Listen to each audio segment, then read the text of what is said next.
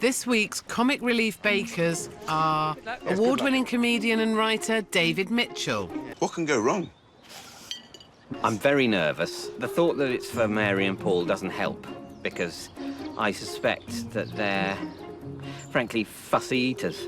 I suspect that's exactly the sort of thing that Mary and Paul will claim not to particularly like. Delicious quail's egg shell. My technique is to copy Sarah, and then, because I think she knows how to cook things. But you're putting raw onion in, raw meat. You want all of that cooked through. Yeah.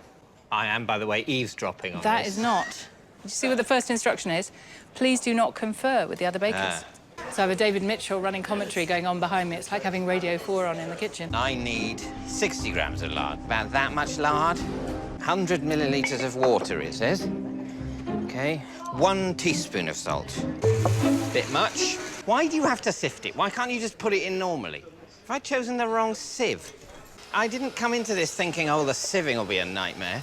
You know, I thought difficult things in cooking were like when you flambe stuff. Not when, no, sieving something into a bowl, you'll wish you were dead. David, it's a dangerous zone here. I can see lots of flour everywhere. I've encountered more practical difficulties than I anticipated. Do you ever get that feeling you haven't really listened? Yes. This was the cake I made for my wife and was deemed edible. What's the filling then? I'm going to put a bit of jam, Right. which I'm going to attempt to make. How do you know how to make jam? I don't, do I? Look, that's not jam. That's strawberries and goo. Well, what I would say is, like, keep boiling it, and then it might be like jam. Might at be some more like jam. point in the next week. I would say that is not jam. I've got a little bit of squirty raspberry jam in there. Will it keep you going? Oh, that would be Not allowed. Of course. I think they might taste OK. It actually tastes delicious. Oh, well, good. It just looks hideous. Thank you very much. Better get on with it.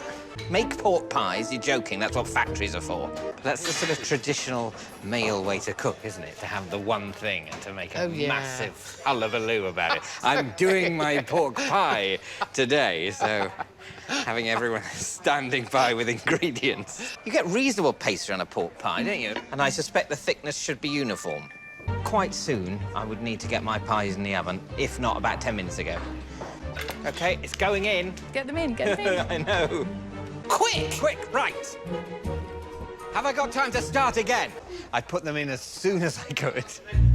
And I don't plan to take them out any earlier than I have to. Look at that! Pie! It's the second day in the tent, and the comic relief bakers are raring to crack on. What's the next stage out of the bowl? I'm going to colour it, pour it out onto that, in the oven, pray. I've sensed waves of disapproval about my choice of the metallic as something for a food to look like. The gunmetal grey of interstellar travel. What could be more delicious? I think you sort of get to the point where you lift it up and it's sort of go, oh, I'm going to be a mountain. Oh, no, I'm not, I'm destroyed. Keep my wine topped up. Foreign fruit basically seem more space age, which is absurd, I realise. How on earth do you cut a mango? Oh, and now I've seen a single magpie. Oh, that's perfect. They should have got a qualified charlatan, but no. How do you know if they're done? Are they done? Can't tell. No X-ray vision. I mean, they look like meringues, don't they? Slightly badly made meringues with cracks in them.